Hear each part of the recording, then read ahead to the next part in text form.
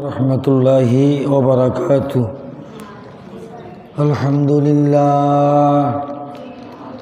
अल्हम्दुलिल्लाह नहमदुहु व नस्तईनुहु व नस्तगफिरुहु व नु'मिनु बिही व नतवक्कलु अलैहि व नऊज़ु बिल्लाहि मिन शुरूरि अनफुसिना मन यहदिहिल्लाहु फला मुदिल्ल लहु व मन युद्लिलहु फला हादिय लहु व नशहदु अन ला इलाहा इल्लल्लाहु वहदहु ला शरीका लहु व अशहदु अन्ना मुहम्मदन अब्दुहु व रसूलुहु अरसलहु बिल हक़्क़ि बशीरन व नज़ीरा व दाइयन इलल्लाहि बिइज़्निहि व सिराजम मुनीरा। तालल्लाहु फी कलामिहिल मजीद वल फुरक़ानिहिल हमीद। अऊज़ु बिल्लाहि मिनश शैतानिर रजीम। बिस्मिल्लाहिर रहमानिर रहीम। क़ुलिल्लाहुम्मा मालिकल मुल्क तु'तिल मुल्का मन तशा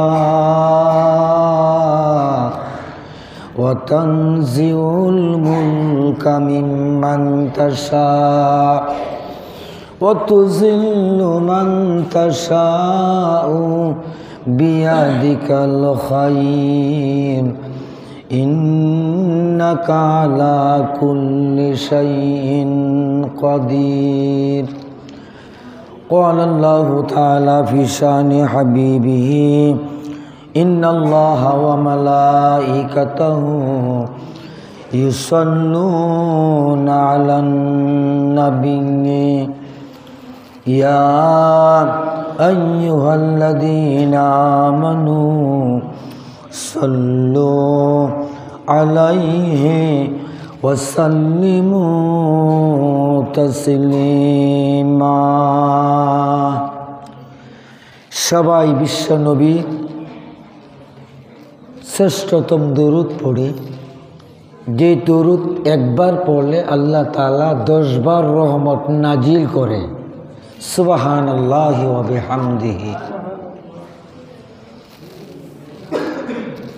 पृथिवीर जे कोनो प्रान्त होते विश्व नबीजिर ऊपर यदि केउ एक बार दुरूद एक बार सालाम यदि पाठ करे आल्लाहर नबी विश्व नबी तिनि बोलेছেন এই दुरूद এই সালাম নূরের প্যাকেট তৈয়ার করে সঙ্গে সঙ্গে রওজাতুল আতহারে আল্লাহ পাক পৌঁছে দেয়।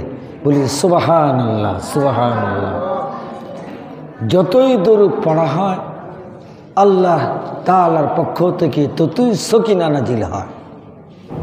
এই জন্য সবচেয়ে বড় আমাদের আমল হলো আল্লাহর নবী বিশ্ব নবীজিকে বেশি বেশি সালাম দেওয়া, বেশি বেশি করে দরুদ শরীফ পড়া। আল্লাহুম্মা সাল্লি আলা মুহাম্মাদিন ওয়া আলা আলি মুহাম্মাদ। সবাই পড়েন আল্লাহুম্মা সাল্লি আলা সাইয়্যিদিনা মাওলানা মুহাম্মাদ। এতটুক পড়লেও দরুদ হয়ে যাবে। আল্লাহুম্মা সাল্লি আলা সাইয়্যিদিনা ওয়া নবিয়িনা ওয়া শফিয়িনা ওয়া হাবিবানা ওয়া মাহবুবানা ওয়া সানাদানা ওয়া মাওলানা মুহাম্মাদান আবদুহু ওয়া রাসূলুহু। সবাই বলি আলহামদুলিল্লাহ আলহামদুলিল্লাহ। মসজিদে এসে আগে বাগিয়ে এসে আমার প্রাণ প্রিয় নবীজিকে কিছু দরুদ সালাম হাদিয়া দেওয়ার মতো যে আল্লাহ পাক আমাদেরকে তৌফিক দিলেন, সেই মহিয়ান গরিয়ান সেই মাবুদ আল্লাহ রাব্বুল আলামিনের দরবারে কালিমাতুশ শুকর আমরা আদায় করি। সবাই আওয়াজ করি বলি আলহামদুলিল্লাহ। সম্মানিত উপস্থিতি, আল্লাহ রাব্বুল আলামিন পবিত্র কুরআনুল কারীমের মধ্যে ইরশাদ করেছেন, কুলিল্লাহুম্মা মালিকাল মুলক, সমস্ত মুলকের একমাত্র তিনি হলেন বাদশাহ, তিনি হলেন কে? আল্লাহ। সমস্ত মুলুকের যিনি বাদশাহ, তিনি হলেন আমাদের প্রভু, তিনি হলেন আমাদের রব। লা শারিকা লাহ, কোনো শরিক নেই। আল্লাহর সাথে কোনো শরিক আছে? আল্লাহ তাআলা বান্দার সব গুনাহ আল্লাহ তাআলা ইচ্ছে করলে ক্ষমা করে দিবেন। বলেন সুবহানাল্লাহ। এই ছাত্ররা, এই তোমরা সামনে আসো, সামনে আসো। পিছনে মিটিং শুরু হয়ে গেছে। হ্যাঁ, বসো, সামনে আসো, সামনে সামনে সামনে সামনে, কাম কাম কাম, সামনে। হ্যাঁ, আল্লাহর ঘর মসজিদ। মসজিদ কার ঘর? মসজিদ কার ঘর? আল্লাহর ঘর। আল্লাহর ঘরে এসে বেয়াদবি করা যাবে না। আল্লাহর ঘরে যতক্ষণ আল্লাহর বান্দারা বসে থাকে ততক্ষণ সকিনা, রহমত, বরকত বৃষ্টির মতো নাজিল হতে থাকে। আওয়াজ করে বলি সুবহানাল্লাহ, সুবহানাল্লাহ।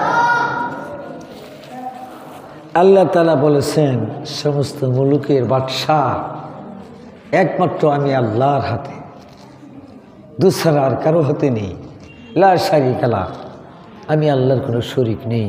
কুল হু আল্লাহু আহাদ আল্লাহুস সামাদ লাম ইয়ালিদ ওয়া লাম ইউলাদ ওয়া লাম ইয়াকুল লাহু কুফুয়ান আহাদ। আল্লাহর পুরা পরিচয় এই সূরার মধ্যে আল্লাহ পাক দিয়েছেন। কুল হু আল্লাহু আহাদ, আল্লাহর কোনো শরিক নেই, আমার কোনো শরিক নেই। এই সূরার মধ্যে আল্লাহ রাব্বুল আলামিন, আল্লাহ তাআলা পুরা পরিচয় এখানে আল্লাহ পাক দিয়েছেন।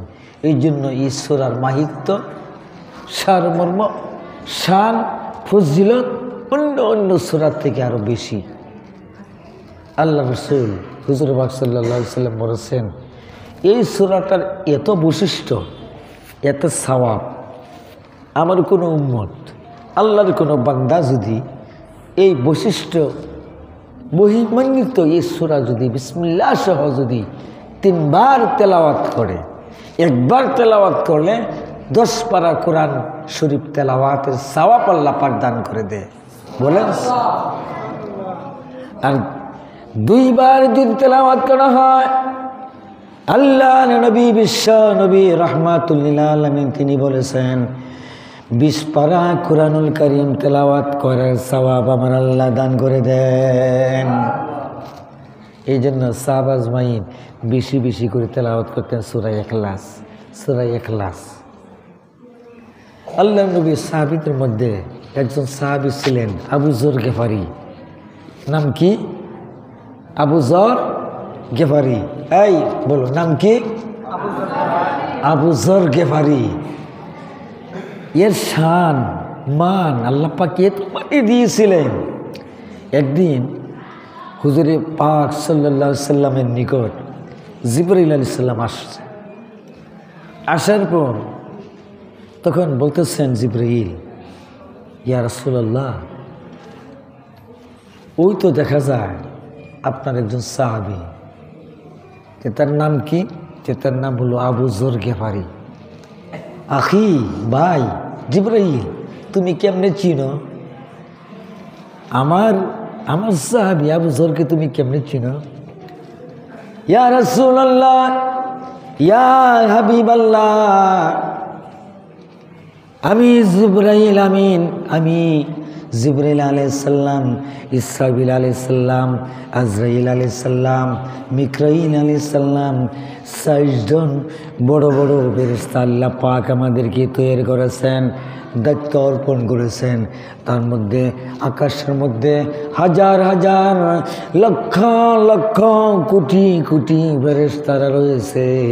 ইয়া রাসূলুল্লাহ, আপনার আবু যর গিফারিকে প্রত্যেকটা ফেরেশতার সঙ্গে আল্লাহ রাব্বুল আলামিন পরিচয় করিয়ে দিয়েছেন। সুবহানাল্লাহ, সুবহানাল্লাহ। আখি ভাই জিবরাইল, কেন, কোন কারণে, কোন আমলের কারণে?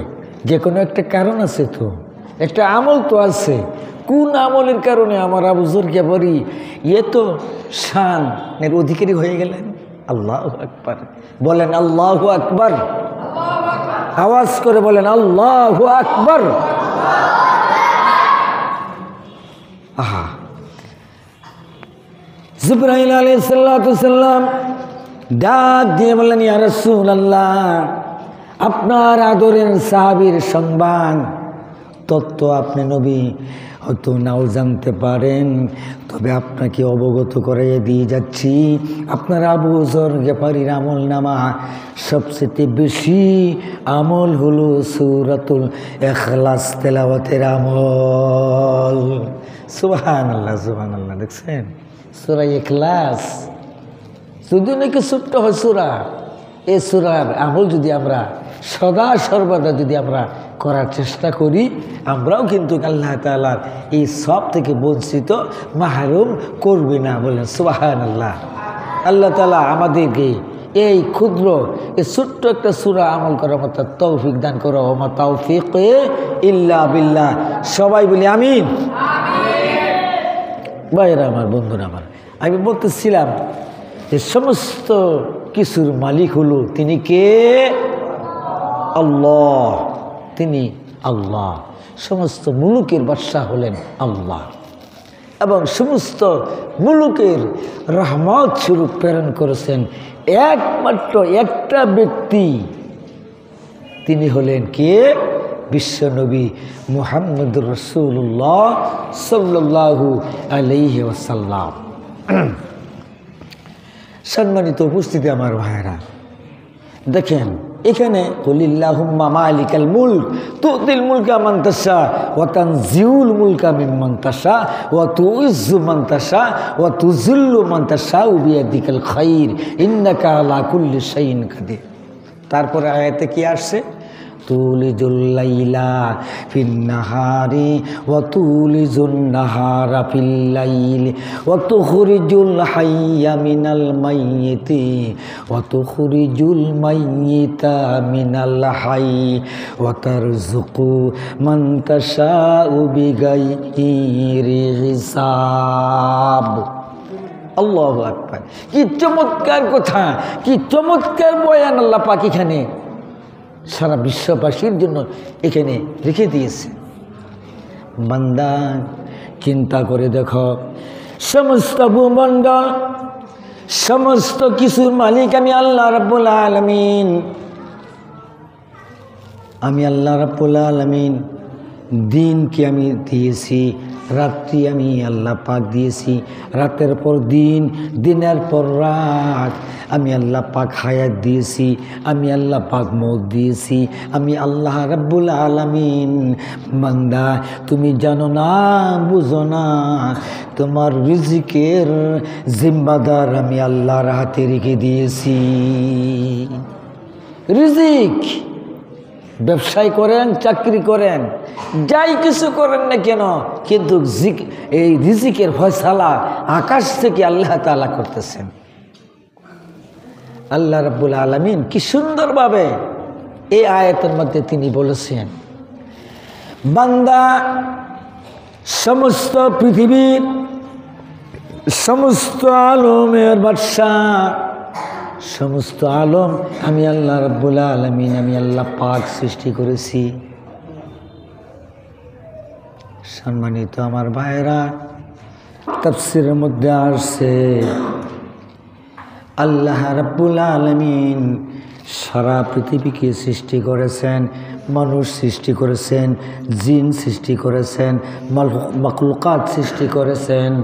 তোর মধ্যে সর্বশ্রেষ্ঠতম হিসাবে আল্লাহ পাক মানুষ আমাদেরকে সৃষ্টি করেছেন। সুবহানাল্লাহ, সুবহানাল্লাহ। মানুষ তো অন্যায় করবি, গুনাহ করবি, গুনার ঊর্ধ্বে কোনো মানুষ হতে পারে না। গুনার ঊর্ধ্বে হলো নবী এবং রসুল, যারা তারা নিষ্পাপ, বেগুনাহ, মাসুম, তাদের কোনো গুনাহ নেই। আর আমরা সবাই কিন্তু গুনার মধ্যে আমরা নিমজ্জিত রয়েছি। আল্লাহ পাক রহমান, আল্লাহ পাক রহিম, সব গুনাহ খাতা আল্লাহ তাআলা ক্ষমা করবে।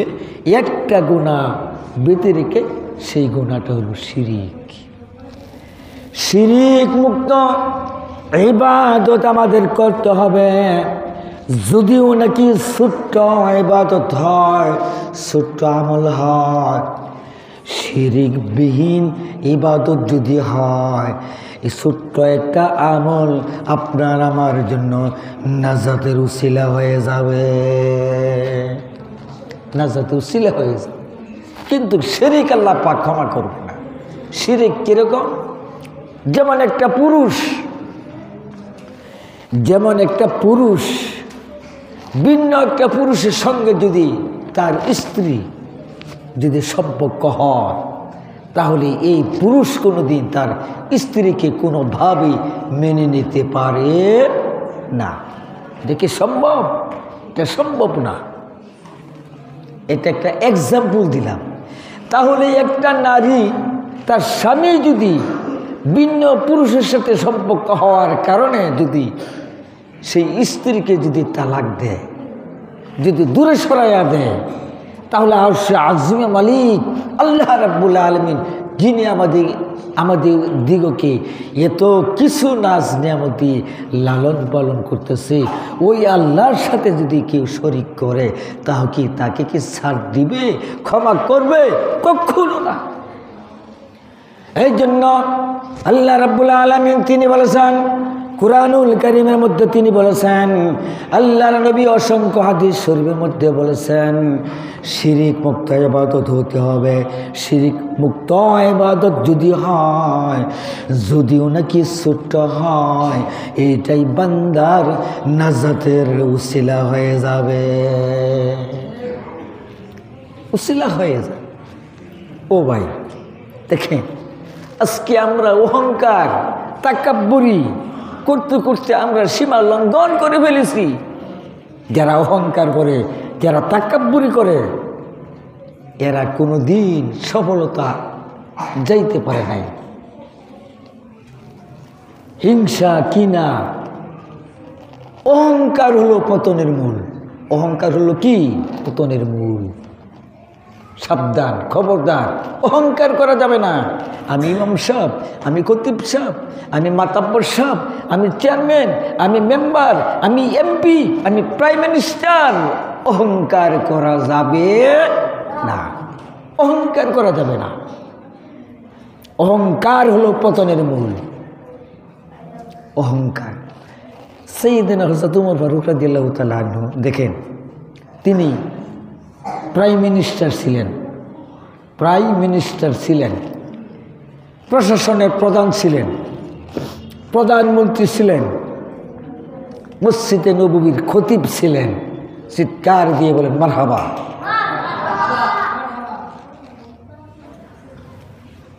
কে?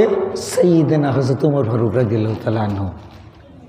শুধু তাই নয়, আপনারা শুনে আরো খুশি হবেন।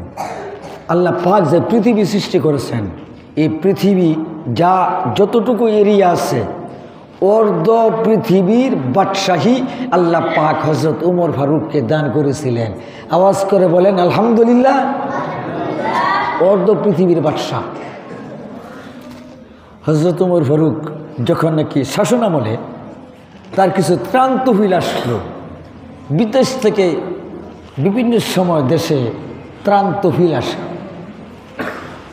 আসার পর সে গণনা করে ডিস্ট্রিবিউশন করলেন। সৌদি আরব, মদিনার সবাই একটা করে পাইলেন কাপড়, সেটা ছিল কাপড়, বস্ত্র, সবাইকে বন্টন করে দেওয়া হল। একটা পিস করে কাপড় পাইলেন। এমন একটা পিস কাপড় পেলেন যে একটা পিস কাপড় পাঞ্জাবি হয়, জুব্বা হবে না, এই পরিমাণ। জুব্বার মধ্যে কাপড় স্বাভাবিক একটু বেশি লাগে, পাঞ্জাবি হয়, জুব্বা হয় না, এরকম একটা কাপড় সবাইকে দিয়ে দিলেন। কিছুদিন পর হযরত ওমর ফারুক রাদিয়াল্লাহু তাআলা আনহু খুতবা দেওয়ার জন্য মিম্বারে আসছেন, বসছেন, দাঁড়াচ্ছেন, লক্ষ্য করে দেখে একটা জুব্বা পরিহিত ওই কাপড়ের।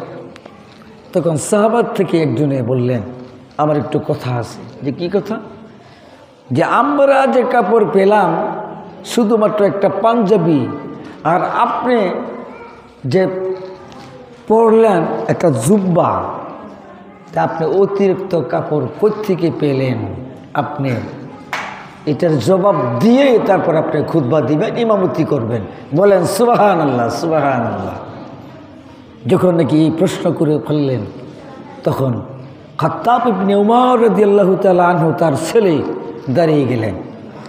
হ্যাঁ মুসল্লি সাহেবান, শুনেন, ব্যাখ্যা করে দিচ্ছি। সরকারি কোটা হতে একটি করে কাপড় সবাই আপনারা পেয়েছেন, আমি খাত্তাব একটা কাপড় পেয়েছি, আমার বাবা ওমর ফারুক তিনিও একটা কাপড় পেয়েছে। একটা কাপড় একটা জুব্বা হয় নাই, বিদায় আমার কাপড়টা আমার বাবাকে আমি হাদিয়া দিয়েছি। সুবহানাল্লাহ। যার কারণে দুইটা কাপড় একত্রিত করে আমার আব্বা জুব্বা পরিহিত করে আজকে খুতবা দেওয়ার জন্য মিম্বারে উঠেছে। ফয়সালা হয়ে গেল। দেখছেন রাজনীতি কাকে বলে? আর আমাদের দেশের রাজনীতি, যারাই রাজনীতি করে তারা ফকিন্নিরা, তারা বাদশা হয়ে যায়, শিল্পপতি হয়ে যায়, কোটি কোটি টাকা তারা প্রচার করে, মানুষের আত্মসাৎ করে, মানুষের অর্থ, দেশের অর্থ আত্মসাৎ করে তারা বিদেশে তারা বাড়ি বানায়। বলুন কথা ঠিক না বেঠিক? এগুলি রাজনীতি। রাজনীতি আর রাজনীতি নেই। আসুন কোরআনের মধ্যে আসুন, হাদিসের মধ্যে আসুন, রাজনীতি কাকে বলে?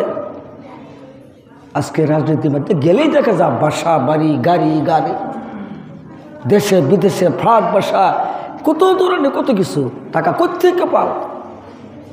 আহা, আল্লাহু আকবার। আল্লাহ রাব্বুল আলামিন আমাদের সকলকে সহি বুঝ দান করুক। আসুন আমরা কোরআন এবং সুন্নাহর ভিতরে আমরা চলে আসি, শান্তি ইনশাল্লাহ আমরা সমাজে পাবো, বাসায় পাবো, দেশে পাবো। যখন নাকি কোরআন এবং সুন্নাহ মোতাবেক আপনি আমি চলবো, ইনশাল্লাহ আল্লাহর পক্ষ থেকে সকিনা, রহমত, বরকত আমাদের মধ্যে, আমাদের সমাজের মধ্যে, আমাদের গ্রামের মধ্যে, আমাদের উপজেলার মধ্যে, আমাদের দেশের মধ্যে শান্তি বিরাজমান হয়ে যাবে। আল্লাহ কবুল করো। সবাই বলেন আমিন। ওয়া আখির দাওয়ানা আনিল হামদুলিল্লাহি রাব্বিল আলামিন।